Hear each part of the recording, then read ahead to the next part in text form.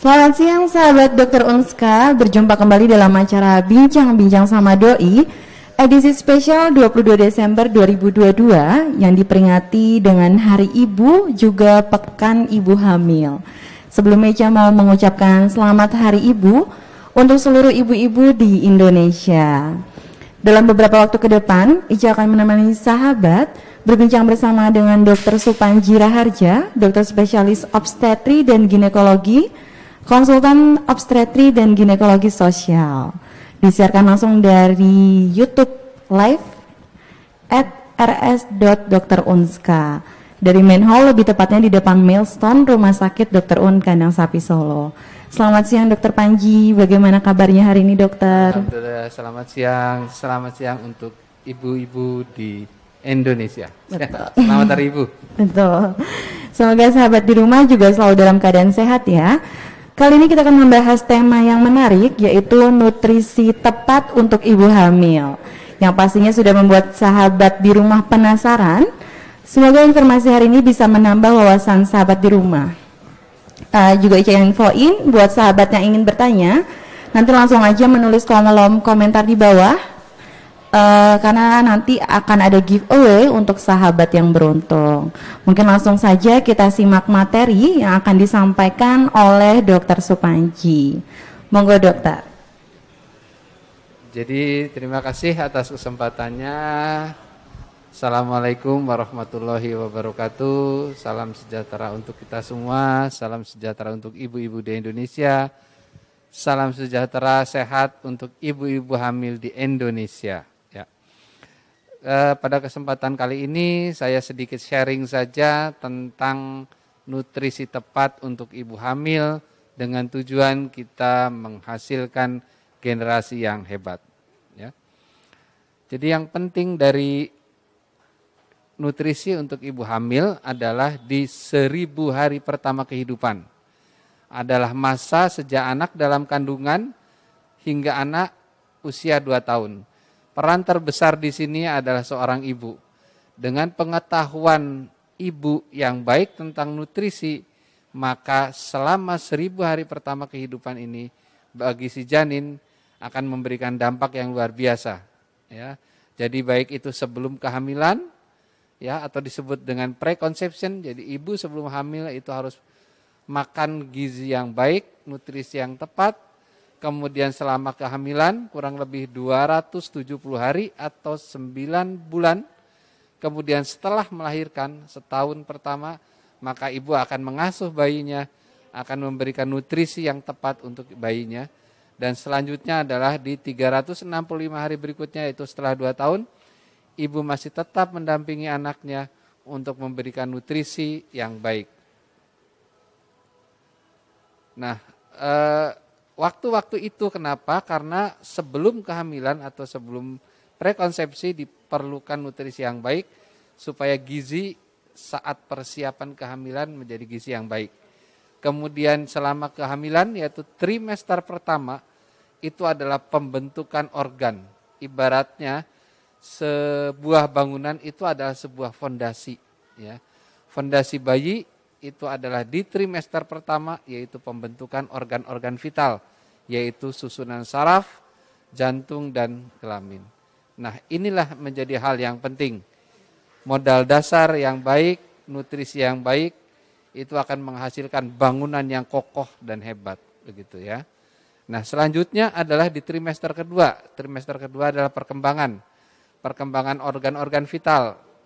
Misalkan perkembangan otak, ya, perkembangan fungsi pernafasan, perkembangan tulang, dan selanjutnya. Kemudian yang trimester ketiga adalah perkembangan atau penambahan bobot bayi, yaitu pembentukan tulang di sini. Ya. Jadi setiap tahap memiliki karakteristik masing-masing dan membutuhkan nutrisi yang khas untuk setiap trimester tersebut. Ya. Jadi yang penting adalah periode emas di 1000 hari kehidupan itu adalah pertumbuhan otak yang sangat pesat, ya.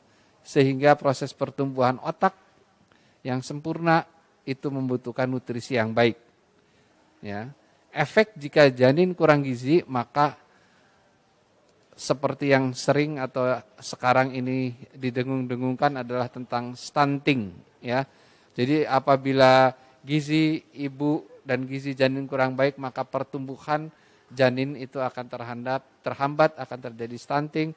Menjadi salah satunya adalah perkembangan otak yang terhambat, menjadi beban psikologisnya, jadi berpotensi untuk mudah lelah, mudah sakit, daya tahan tubuh menurun untuk si anak, ya. Sehingga generasi ini menjadi generasi yang lemah nantinya jika tidak memberikan nutrisi yang tepat, akurat pada saat 1000 hari kehidupan. Ya. Jadi pentingnya nutrisi ibu hamil itu adalah untuk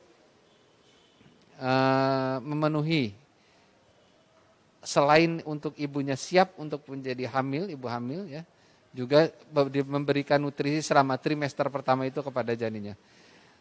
Nutrisi ini bukan hanya sekedar dari makanan, tetapi harus ada beberapa tambahan yang bisa diberikan untuk perkembangan otak, perkembangan organ-organ vital janinnya. Ada sebuah konsep, ya, yang bisa diterapkan, yang diambil saya dari senior saya, seorang konsultan feto-maternal, itu Dr. Arya, yang berdasarkan penelitiannya, dia memberikan konsep yang mudah dicerna untuk seorang wanita atau juga kita sebagai tenaga kesehatan untuk memberikan edukasi kepada bayinya, yaitu konsep tentang 5J, yaitu jumlah kalori yang tepat untuk ibu hamil, kemudian jadwal makan yang baik, jenis makanan yang baik. Jadwal makan itu yang baik itu yang terkontrol, ya. Jenis makanan apa saja yang baik, dan yang keempat adalah jalur pemberiannya, ya. Yang kelima adalah penjagaan terhadap pelaksanaan. Jadi penjagaan di sini maksudnya jaga itu harus mengontrol ibu hamil. Dia makannya harus terjadwal, begitu ya, jenis makannya harus juga diawasi, begitu ya, jumlah kalorinya. Itu yang kira-kira konsep 5J ini yang bisa diterapkan untuk para ibu hamil sehingga akan menghasilkan generasi yang baik. Gitu. Ya. Jumlah kalori, yang pertama adalah tentang jumlah kalori. Jumlah kalori minimal adalah 35 kilokalori kilogram per hari. Ya, itu untuk kebutuhan metabolisme ibunya, status gizi ibunya, juga karena aktivitas ibu itu juga berat. Aktivitasnya dia sebagai wanita hamil, juga mungkin juga dia aktivitas sebagai wanita karir, sehingga butuh kalori yang cukup, energi yang cukup. Ibaratnya bensin, ya bensinnya itu harus yang baik supaya karena menggerakkan 2 mesin. Aktivitasnya 2, satu sebagai ibu hamil, satu sebagai ibu yang bekerja atau wanita karir, misalkan seperti itu. Nah, di sini karbohidrat yang disarankan adalah kira-kira 50-60% dari total kalori, kemudian nanti ada protein yaitu 10-20% total kalori, kemudian ada lemak dan sayur dan buah sebanyak 5-10%, ya. Jadi total dalam kebutuhan sehari itu misalkan ada ibu dengan berat badan 65 kg, maka kebutuhan perharinya adalah 35, maka total dia harus mencukupi kalori sebanyak 2.275 kilokalori per hari. Ya, gitu. Kira-kira bagaimana sih caranya? Ya, atau cara gampangnya kita lihat slide berikutnya, ya. Nah, contoh-contoh paket makanan di sini sudah ada, nanti bisa dilihat, ya. Jadi ada makanan yang mengandung 200 kalori itu misalkan ada nasi, kemudian ada lauknya ikan, ada tempe, ada sayuran, itu bisa sebagai contoh, ya. Jadi contoh-contoh ini bisa divariasi oleh para ibu-ibu hamil, di mana misalkan nasi putih itu 100 gram itu kalorinya adalah 180, kemudian ada tuna kukus, kemudian ada sayur, ya. Ada bakwan jagung, itu juga ada ikutan kalorinya, maka itu bisa divariasi untuk ibu hamil untuk supaya nggak bosan, ya, dalam makanannya. Nah, slide. Nah, jadwal makan yang penting di sini adalah dengan, kalau misalkan hitungan detail mungkin agak susah, Tapi minimal kita tahu gambaran globalnya. Jadwal makannya minimal adalah 3 kali makan besar. Pagi, siang, malam, kemudian 3 kali makan kecil atau snack. Itu dengan hitungan seperti itu sudah tercakup, kira-kira sudah mencukupi kalori untuk seorang ibu hamil. Ya, jadi makan besar itu adalah untuk jumlah kalori yang besar, sedangkan jumlah kalori yang kecil bisa dimasukkan lewat makanan kecil itu, snack itu. Ya. Nah, jenis makanan ini misalkan makan pagi itu ada nasi, telur, tempe, sayur kangkung. Kemudian makan siang ada nasi, ada ikan, ada tahu, ada sayur bayam. Kemudian makan malam juga ada nasi, ada ayam, ada tahu, ada sayur. Ya, itu adalah makanan-makanan yang terjadwal sebanyak 3 kali makan besar. Makronutrien di sini termasuknya adalah karbohidrat, protein, dan lemak, memberikan tenaga secara langsung. Nah, untuk ibu hamil itu berperan sebagai pembentukan organ serta sel-sel janin atau sel bayi, ya. Karbohidrat, protein, dan lemak tersebut. Nah, kemudian ada selain makronutrien tadi seperti karbohidrat, kemudian ada lemak dan protein yang diperoleh dari nasi, kemudian dari ikan dan dari sayuran. Nah, ini ada juga yang disebut dengan mikronutrien. Mikronutrien bagi ibu dan janinnya. Nah, mikronutrien ini salah satunya adalah yodium, ada vitamin A, ada zinc, ya, ada asam folat, ada vitamin D, ada zat besi, ada kalsium, ya. Juga ada omega 3 yaitu asam lemak, ya, DHA, itu juga penting, ya.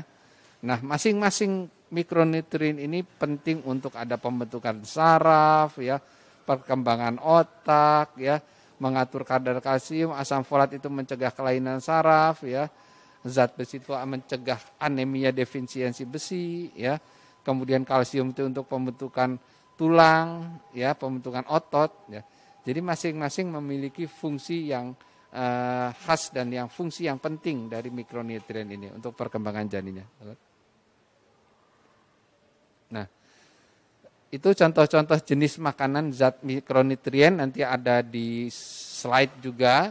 Jadi jenis makanan yang mengandung mikronutrien yang baik, misalkan ada daging merah, ada unggas, kemudian ikan laut, ada sayur hijau. Ikan laut itu mengandung ada kalori, protein, ya. Kemudian sayur itu juga ada mengandung kalori, protein, dan lemak.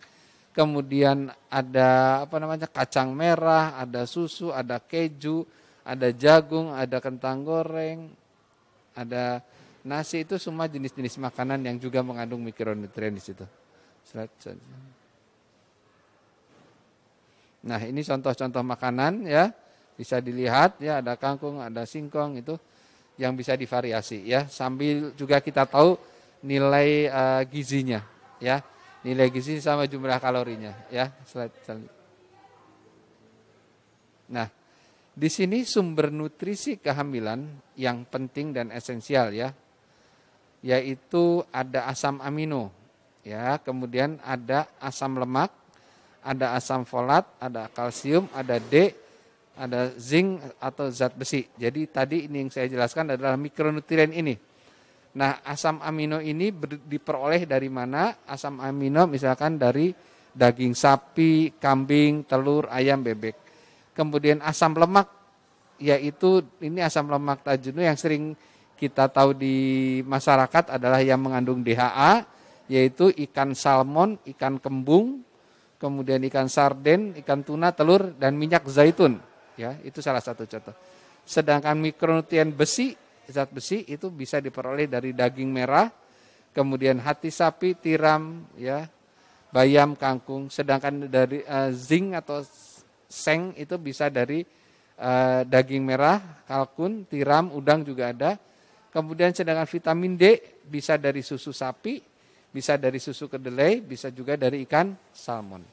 Jadi masing-masing mikronutrien itu ada contoh sumber makanannya dari mana.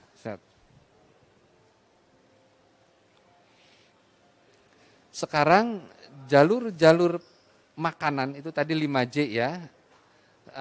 Salah satunya tadi adalah jadwal, kemudian adalah jalur. Jalur masuknya lewat mana? Lewat makanan yang rutin dimakan sama minuman. Ada juga jalur pengganti, yaitu diperoleh dari vitamin. Ya, jalur alami itu aktivitas makan. Tadi sudah diketahui bahwa ikan itu mengandung protein, ikan salmon itu mengandung asam lemak yang tak jenuh, itu juga bagus ya. Nah, sedangkan jalur pengganti adalah jalur yang tambahan apabila dia juga ibu-ibu hamil itu kurang asupannya lewat makanan-makanan yang biasa, bisa lewat jalur pengganti yaitu pil, tablet atau vitamin yang sudah banyak beredar di masyarakat begitu ya. Nah, ini sekedar contoh saja, bagi ada contoh vitamin yang mengandung mineral dan omega 3 ini sebagai mikronutrisi yang cukup komplit untuk menghasilkan generasi yang baik. Itu ada salah satunya nutrisi yang komplit tadi, terutama mikronutrien yang berfungsi untuk perkembangan organ-organ vital. Slide selanjutnya. Itu juga ada jadwal kandungan yang kalori yang dicukupkan, kemudian zat-zatnya apa saja. Slide selanjutnya. Oke. Salah satu yang ingin saya jelaskan di sini manfaat. Kenapa sih kok nutrisi itu penting untuk ibu? Bukan hanya sekedar kita ibu itu bertanggung jawab menghasilkan generasi yang sehat ya, tetapi juga generasi yang baik. Baik ini artinya berakhlak mulia, perilakunya baik. Ternyata dari beberapa penelitian, perilaku anak-anak salah satunya adalah peran dari ibu atau peran nutrisi itu sangat erat hubungannya dengan perilaku si anak. Ya. Jadi di sini ada DHA terutama ini saya jelaskan, brain development artinya pembangunan otak, ya, mata juga ada di sini. Dari beberapa penelitian ini dalam bahasa Inggris menyebutkan adalah learning and behavior. Learning itu kemampuan belajar, behavior itu kebiasaan-kebiasaan yang baik ya, begitu. Jadi ternyata dengan nutrisi yang baik, DHA yang bagus itu atau mikronutrien yang baik itu menghasilkan bukan hanya sehat, tapi perilaku anak ini juga jadi baik begitu ternyata. Ya, itu salah satu contoh.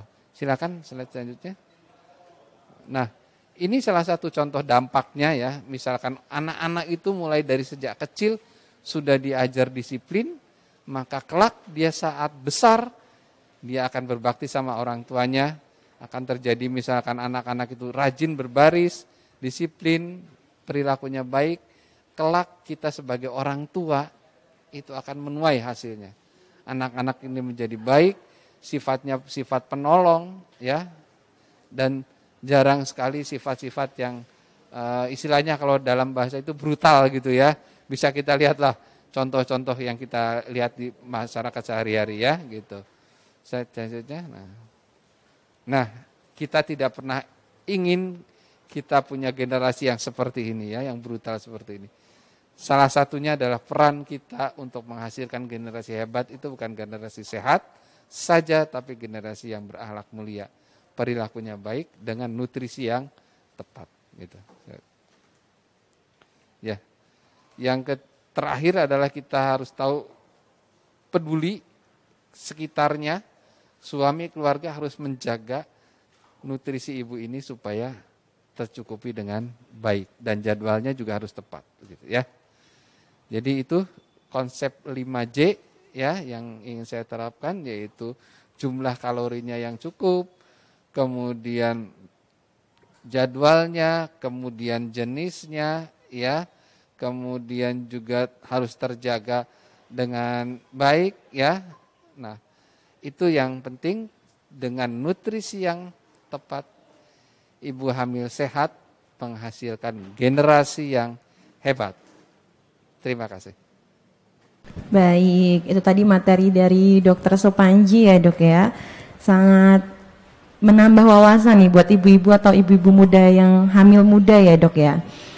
Selanjutnya untuk pertanyaan nih dok. Ya. Mengapa sih dok nutrisi itu penting untuk ibu hamil dok? Ya, jadi ini sebetulnya sudah tadi. Jadi intinya bahwa nutrisi yang tepat itu adalah berdampak pada ibu hamil itu kondisinya baik. Jadi kalau ibu hamil kondisinya baik, maka dia akan menghasilkan generasi yang baik. Baik ini adalah sehat jasmani dan rohani. Sehat jasmani otomatis dia diperoleh dari makanannya, ya. Kemudian dengan makanan yang baik, ibu ini akan sehat, nggak gampang sakit. Ya itu loh. Nah kemudian yang kedua, nutrisi ibu ini akan nyampe ke janin, ya, akan nyampe ke janin. Sehingga janin itu juga akan nutrisi baik, otomatis janinnya juga baik karena nutrisi ini akan nyampe ke janin ya dok. Betul, ya. Begitu, baik, berarti ya. memang saling terhubung ya dok. Betul ya. Sekali, ya. Oke, selanjutnya dokter, apa dampak dari ibu hamil yang kurang nutrisi itu untuk ibu sama janin ya dok? Ya, jadi nutrisi ibu yang kurang baik akan ibunya hamilnya itu jadi nggak baik.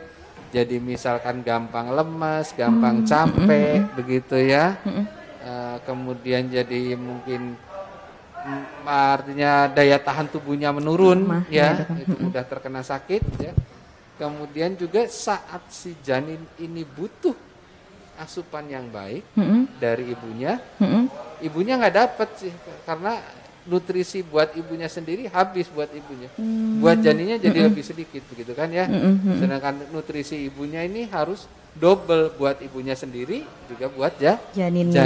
Ya, jadi kalau ibunya kurang nutrisinya, apalagi buat nggak nyampe ya dok ya. Nyampe ke janinnya begitu intinya di situ. Baik dokter.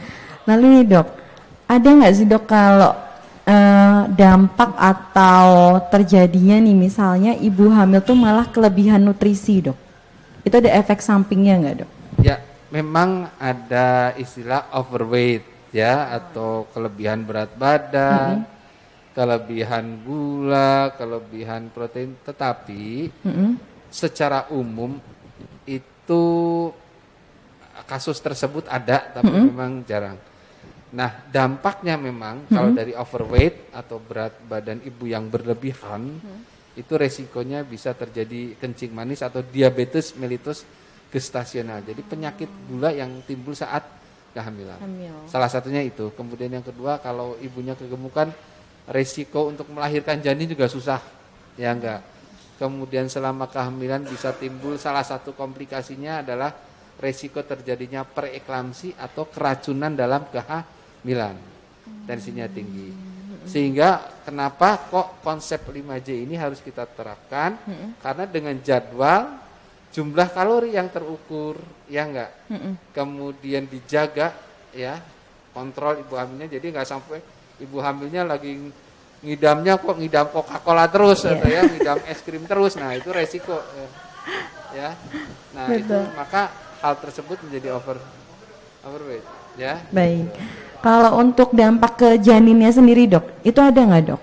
Ya, kalau ibunya terlalu overweight, terlalu banyak manis gula gitu ya, resikonya janinnya akan terlalu besar atau sering disebut dengan makrosomia atau giant baby atau janinnya menjadi besar, raksasa.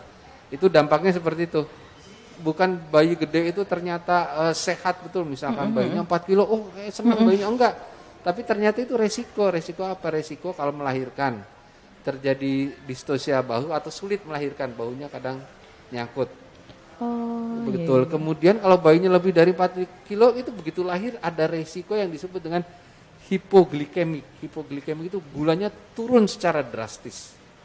Itu jadi overweight itu juga tidak bagus baik, ya, baik untuk ibunya ataupun untuk janinnya, ya. Baik dokter. Selanjutnya nih dok, tadi kan bahas kayak ibu tadi yang suka ngidam es krim, ngidam Coca-Cola, soda maksudnya ya dok ya. Selanjutnya dokter, misalnya nih kan ada ibu-ibu tuh yang kalau hamil trimester awal mungkin ya dok, ngidamnya kan asem-asem terus. Itu ngaruh nggak sih dok? Apa maksudnya boleh atau tidak sebenarnya? Oke, selama sebetulnya tidak ada gangguan kepada saluran pencernaannya, begitu ya. Makan asam itu tidak menimbulkan mual muntah ya, sebetulnya tidak terlalu masalah, ya tidak terlalu masalah. Tapi kalau makan asam-asam dia lagi keadaan mual muntah, makan yang lain susah akan merangsang ini apa mukosa, artinya lapisan apa lambungnya gitu, jadi terasa lebih perih, mungkin akan melukai. Nah hal tersebut lebih perih ya di lambung itu kan dengan kecut seperti itu ya sebaiknya dihindari atau dikurangi gitu ya. Baik, berarti itu yang ngidam tapi tetap diperhatikan gitu ya dok ya. Tetap terkontrol ya. Baik, nih dok lagi, makanan apa aja yang harus dihindari oleh ibu hamil dok? Ini salah satunya adalah makanan yang memang tidak dimasak dengan matang, ya begitu. Ataupun yang dibakar, karena ternyata dari beberapa kasus misalkan makanan yang tidak dimasak dengan matang itu karena ada bakteri atau ada kuman-kuman yang belum mati di situ ya, atau yang nggak bersih misalkan. Kemudian juga sate itu sebetulnya boleh, cuman kadang resikonya adalah sate itu kan dibakar ya.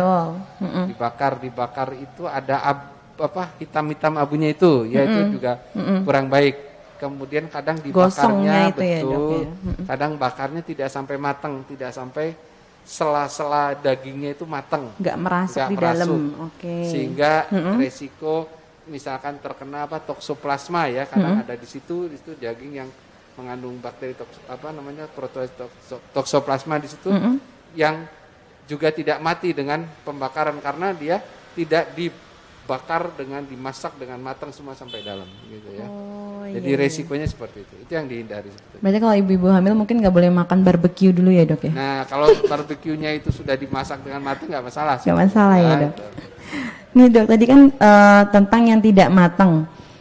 Misalnya nih dok, kayak makanan salad atau biasa kan kalau barbeque itu temennya tuh biasanya ala-ala Korea itu loh dok, kayak selada mentah itu ternyata boleh nggak sih dok? Ya gini, sebaiknya kalau selada mentah memang harus dicuci dengan bersih atau misalkan cuci dengan air hangat lah misalkan, sehingga resiko terkontaminasi ya sayur tersebut dengan kuman-kuman itu menjadi minimal lah begitu ya. Itu yang sebetulnya intinya di situ. Baik. Jadi harus bersih aja gitu. Kalau dimasak kan misalkan bakso itu masak panas gitu ya, sayur kayak gitu kan mengurangi kontaminasi dari kuman-kuman tersebut. Berarti harus higienis gitu. Betul, ya dok ya.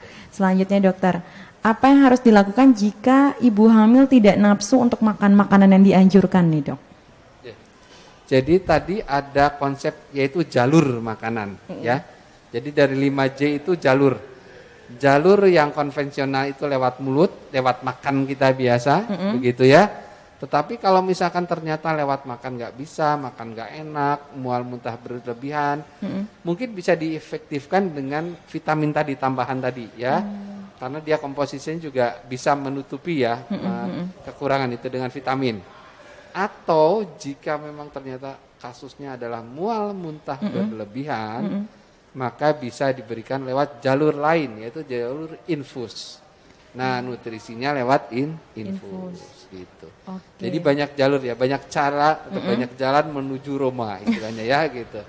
Berarti jadi nggak bisa lewat makanan ya, kasih jalur yang lain. Ya. Berarti maksudnya kalau ibu hamil mual muntah yang parah gak apa-apa, tapi bisa pakai jalur yang lain tadi, salah satu infus ya dok. Betul, ya. Baik dokter, pertanyaan lagi nih dok, misalnya ibu hamil itu kan sebelum hamil tuh suka ngopi. Ibaratnya tuh kalau nggak ngopi nggak bisa melek katanya. Apalagi ibu yang kerja ya dok ya. Itu boleh nggak sih dok kayak awal-awal kehamilan tetap ngopi gitu? Jadi memang ada beberapa saran ya gitu ya. Untuk kopi dan teh memang sebaiknya dihindarkan dulu untuk ibu hamil begitu ya. Nah karena kan kadang-kadang kopi itu juga ada kafein ya, teh juga mengandung kafein, mungkin juga dampaknya perutnya bisa mual, salah satunya begitu ya. Kadang-kadang orang minum kopi jadi mual, perih mual. Kemudian juga untuk teh juga itu juga sebaiknya dihindari karena dia akan mengikat zat besi, sehingga resiko terjadi anemia defisiensi besi itu juga meningkat dengan minum teh tersebut begitu ya.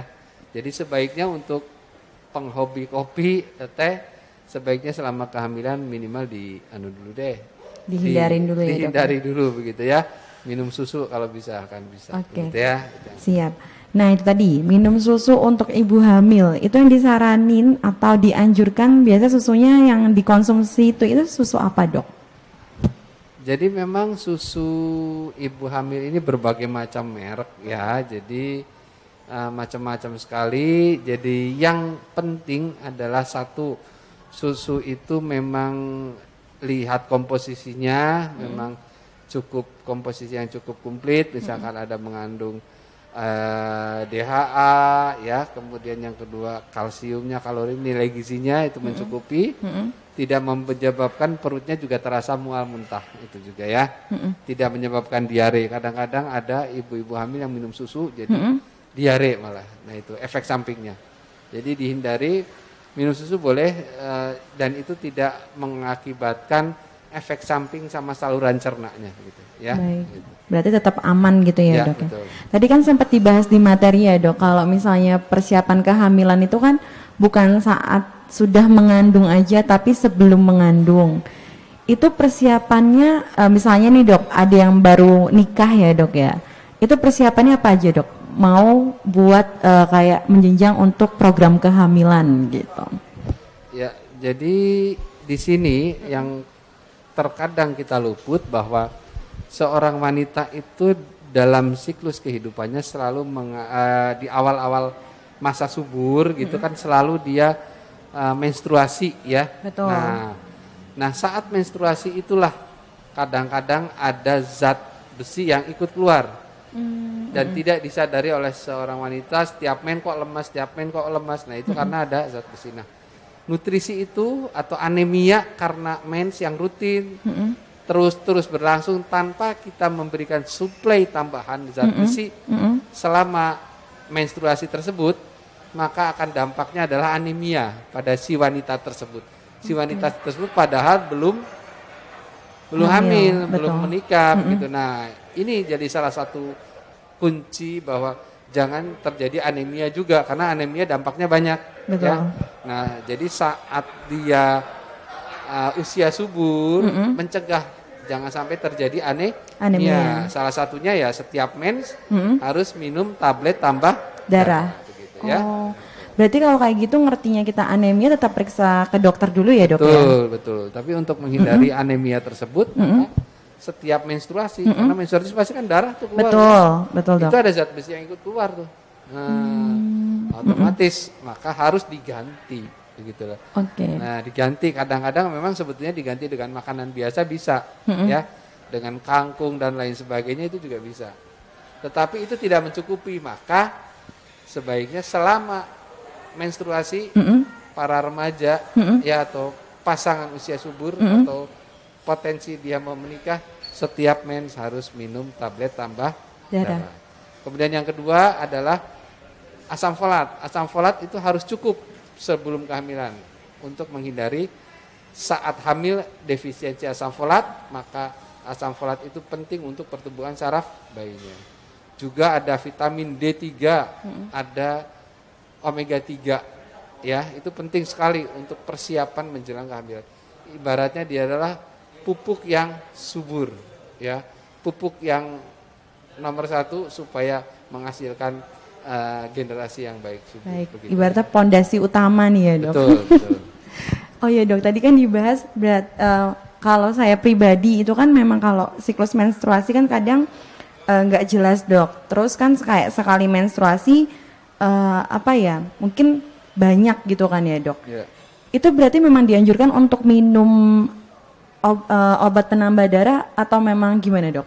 Ya memang sebaiknya tanpa ada keluhan seperti itu pun setiap menstruasi disarankan setiap remaja yang menstruasi atau ibu-ibu muda gitu, setiap menstruasi harus minum tablet tambah darah untuk mencegah terjadinya anemia. Oke. Ya.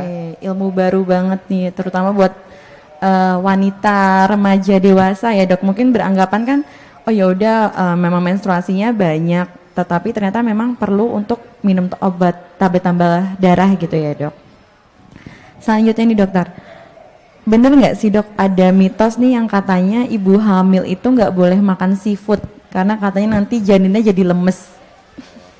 Nah, sebetulnya ini mitos yang kurang tepat Iya. ya. Jadi seafood itu kan kita tahu asal seafood itu memang bagus ya kualitasnya ya. Jadi proteinnya tinggi. Itu seafood itu mengandung vitamin atau omega 3 yang juga yang cukup tinggi, cukup bagus ya itu. Nah, itu sangat penting justru untuk perkembangan otak dan saraf bayinya. Selama seafood itu memang kualitasnya baik ya, tidak terkontaminasi merkuri dan lain sebagainya. Selama seafoodnya itu kualitasnya baik, maka itu tidak masalah untuk ibu hamil. Sangat bagus itu ya. Oke, baik. Pertanyaan lagi dokter, ini apabila ibu hamil mengalami bengkak atau rambut rontok, itu apakah perlu nutrisi tambahan ya dok? Maksudnya selain dari yang apa tadi dokter sebutkan kayak asam folat, terus ada DHA gitu ya dok. Itu apakah ada perlu untuk nutrisi tambahan biar mengurangi bengkak sama rambut rontoknya dok? Oke. Jadi kita harus mencari sebuah penyebab ya. Jadi kaki bengkak, kemudian rambut rontok, kira-kira tahu itu penyebabnya karena apa? Nah, kalau kaki bengkak pada wanita hamil memang sebuah hal yang lumrah atau umum. Karena memang saat hamil itu jumlah cairannya meningkat ya, kemudian pembuluh-pembuluh vena itu juga melebar ya. Nah, yang harus kita perhatikan bengkak itu apakah bengkak menandakan sebuah keracunan karena kehamilan atau bukan. Kalau bukan berarti ini bengkak yang rutin saja, yang biasa risiko dari seorang wanita hamil, maka tidak perlu diobatin apa-apa begitu ya bengkaknya itu. Nah, yang kedua, kalau rambut rontok juga harus kita tahu penyebabnya kira-kira karena ada nutrisi yang kurang atau apa enggak gitu ya. Nah, kalau ada nutrisi yang kurang maka itu juga bisa diobati. Oke, gitu. baik. Harus kita lihat penyebabnya dulu ya. Betul. Pertanyaan terakhir nih dokter. Bagaimana cara menanggulangi apabila di trimester awal atau mungkin trimester awal itu kan tadinya pasiennya atau ibu hamil kan nggak doyan makan. Lalu kan ternyata sampai ke akhir-akhirnya itu doyan makannya kebangetan nih dok. Itu wajar apa memang harus tetap sesuai porsinya nih dok? Ya. Jadi tetap sebaiknya memang tetap sesuai porsinya yang tadi 5J itu. Ada jumlahnya, ada jadwalnya ya, ada jenisnya, ada jalurnya dan ada jaganya. Nah, itu tetap harus konsisten sebaiknya. Jadi walaupun misalkan karena trimester awal banyak mual muntah nanti dihajar di trimester kedua ya jangan juga ya, nggak seperti itu. Jadi tetap nutrisi harus tetap nutrisi yang berimbang. Sambil kita terus memantau keadaan janinnya. Oh, bagaimana sih nutrisi dengan yang baik? Bagaimana dengan perkembangan janinnya? Perkembangan janin yang bisa dipantau di sini salah satunya adalah taksiran berat janin. Nah, kita lihat nutrisi itu dampaknya ke taksiran berat janin itu bagaimana gitu ya kira-kira ya. Yang bisa dilihat, sedangkan fungsi-fungsi lain kan masih agak sulit ya. Tapi kalau misalkan dengan pola makan yang normal seperti ini, taksiran berat janinnya grafiknya menunjukkan ke arah yang baik, maka itu sebetulnya sudah cukup. Baik. Ya, begitu. Satu lagi deh dok, satu lagi. Apa namanya, bener gak sih dok kalau misalnya ibu hamil lapar, itu otomatis janinnya juga lapar dok? Nah, itu udah. Jadi gampangannya ya sebetulnya bisa jadi seperti itu. Jadi ibu janin lapar itu misalkan kekurangan glukosa ya, karena glukosa ibu itu memang nyampe ke glukosa janin. Jadi kalau misalkan ibunya kurang glukosa, ya janinnya juga otomatis akan kurang glukosa. Ibunya lapar ya otomatis janinnya juga lapar, gampangannya gitulah. Tapi intinya di sini bahwa kita tahu ada nutrisi dari ibu yang masuk ke janin, yaitu glukosa. Kalau glukosanya itu sedikit, maka glukosa janin pun sedikit. Oke, berarti gampangannya kalau lapar, janin ikut lapar, mungkin double porsi ya dok? Nah, bisa jadi seperti itu. Oke, itu tadi informasi dari Dokter Supanji ya dok ya mengenai nutrisi tepat untuk ibu hamil. mau menginformasikan untuk semua sahabat yang menonton hari ini, penting banget yang mau periksa ke rumah sakit nggak usah khawatir karena dokter Unska tetap aman. Jadi jika Anda konsultasi dengan dokter Supanji, bisa banget dokter Panji praktek di klinik Opsgin Rumah Sakit Dr. Un Kanang Sapi Solo. Buat sahabat yang mau melakukan pendaftaran bisa secara online dengan menggunakan aplikasi Dokter Unska Mobile yang kini terdapat fitur kotak saran, pengumpulan dan redeem point, serta pengecekan hasil laboratorium dan radiologi. Pendaftaran jadi lebih mudah dan dapat diakses di mana saja. Pendaftaran menggunakan aplikasi Dr. Unska Mobile berlaku H-7 sampai 2 jam sebelum layanan klinik berakhir. Jadi segera update aplikasinya untuk mendapatkan layanan yang lebih update. Kemudian juga untuk ibu hamil yang hendak senam hamil bisa join di Rumah Sakit Dr. Un Kanang Sapi Solo yang dilayani setiap hari Sabtu jam 10 pagi di studio senam. Jadi layanan senam hamil terdiri dari pemeriksaan kehamilan, konsultasi bidang, periksa tekanan darah, dan edukasi kehamilan dan persalinan. Menginformasikan juga buat sahabat di rumah, kalau di Rumah Sakit Dr. Un Kanang Sapi Solo tersedia catering cafe diet yang melakukan program diet yaitu diabetes, kolesterol, asam urat atau rendah garam. Untuk informasi lebih lanjut dan melakukan pemesanan, nanti langsung bisa menghubungi nomor cafe diet yang tertera di layar. Dokter Panji, tidak terasa waktu perjumpaan kita dengan sahabat di rumah sudah hampir habis, dokter. Terima kasih banyak untuk edukasi dan informasi yang diberikan siang ini kepada sahabat. Mungkin sebagai penutup ada take home message nih dokter yang mau disampaikan untuk ibu-ibu di rumah. Ya, take home message-nya bahwa nutrisi jangan dianggap remeh, jadi nutrisi yang tepat adalah akan menghasilkan generasi yang hebat. Generasi hebat bukan hanya sekedar sehat, tapi juga generasi yang berakhlak mulia. Ya, nutrisi yang tepat, jangan lupa 5J, jadwal, ya, kemudian jadwal jenis, jadwal, ya, jalurnya harus terjaga dengan baik. Itu salah satunya, ya. Terima kasih. Baik, Dokter Panji, terima kasih dokter. Terima kasih juga untuk semua sahabat di rumah yang sudah setia mengikuti dari awal hingga akhir. Selamat melanjutkan aktivitas bagi sahabat sekalian. Jangan lupa tetap mematuhi protokol kesehatan, menjaga kebersihan dan selalu jaga kesehatan. Kita berdoa bersama agar wabah virus corona ini segera berakhir. Dokter Unska tetap aman untuk Anda. Sampai jumpa di acara Bincang-Bincang sama Doi selanjutnya.